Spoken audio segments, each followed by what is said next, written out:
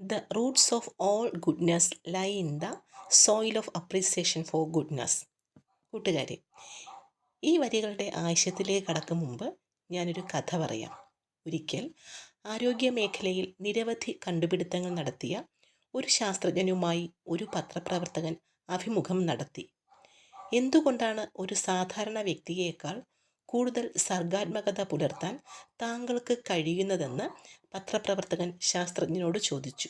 അദ്ദേഹം പറഞ്ഞു, തനിക്ക് 2 വയസ്സുള്ളപ്പോൾ സംഭവിച്ച ഒരു അബദ്ധത്തോട് അമ്മയുടെ പ്രതികരണമാണ് എന്നെ ഈ നിലയിൽ എത്തിച്ചത്. ഒരിക്കൽ ഫ്രിഡ്ജിൽ നിന്ന് ഒരു പാത്രം പാലെടുക്കാൻ ഞാൻ നടത്തിയ ശ്രമത്തിനിടയിൽ പാത്രം കയ്യിൽ നിന്നും വഴുതി താഴെ വീണു. അടുക്കളയിലെ തറയിലാകെ പാൽ ഒഴുകി.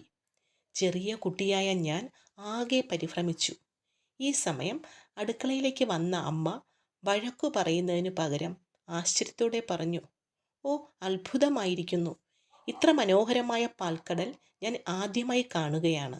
ഏതായാലും പാൽ ഉപയോഗശൂന്യമായി. ഞാൻ ഇതെല്ലാം വൃത്തിയാക്കുന്നതിന് മുമ്പ് നിനക്ക് വേണമെങ്കിൽ ഇതിൽ കളിച്ചോ." അമ്മയുടെ ഈ പ്രതികരണം എൻ്റെ ക്രിയാത്മകതയെ വളരെയേറെ വളർത്തി.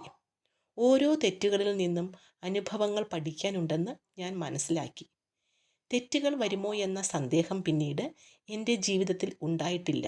അതിനാൽ ഞാൻ നിരന്തരം നിരീക്ഷണ പരീക്ഷണങ്ങളിൽ മുഴുകി. കൂട്ടുകാരെ, ഓരോ പരാജയവും പുതിയ അവസരങ്ങളുടെ തുടക്കമാണ്. പരാജയങ്ങളിൽ നിന്ന് പാഠങ്ങൾ ഉൾക്കൊണ്ട് നാം മുന്നേറാൻ ശ്രമിക്കണം. തെറ്റുകൾ വരുത്തുന്നത് സ്വാഭാവികമാണ്. തെറ്റുകളെ ഭയക്കാതെ അവയിൽ നിന്ന് പാഠങ്ങൾ പഠിക്കണം. പുതിയ കാര്യങ്ങൾ പരീക്ഷിക്കാൻ നാം ഭയപ്പെടരുത്. പരീക്ഷണങ്ങളിലൂടെയാണ് പുതിയ കണ്ടുപിടുത്തങ്ങൾ ഉണ്ടാകുന്നത്. എല്ലാ സാധ്യതകളും നാം പരിഗണിക്കണം. പുതിയ ആശയങ്ങളോട് തുറന്ന മനസ്സോടെ ഇടപെടണം. കൂടാതെ മറ്റൊന്നുകൂടെയുണ്ട്.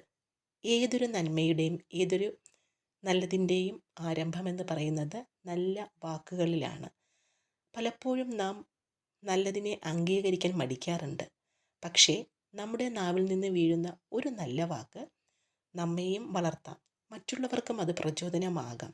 അതിനാൽ എല്ലാ അവസരങ്ങളിലും എല്ലാവരോടും നല്ലപോലെ ഇടപഴകാനും നല്ലത് കണ്ടാൽ, നന്മ കണ്ടാൽ അതിനെ അഭിനന്ദിക്കാനും നാം പഠിക്കണം. ആ ഒരു സന്ദേശം കൂടെ ഈ വരികൾ ഉൾക്കൊള്ളുന്നുണ്ട്.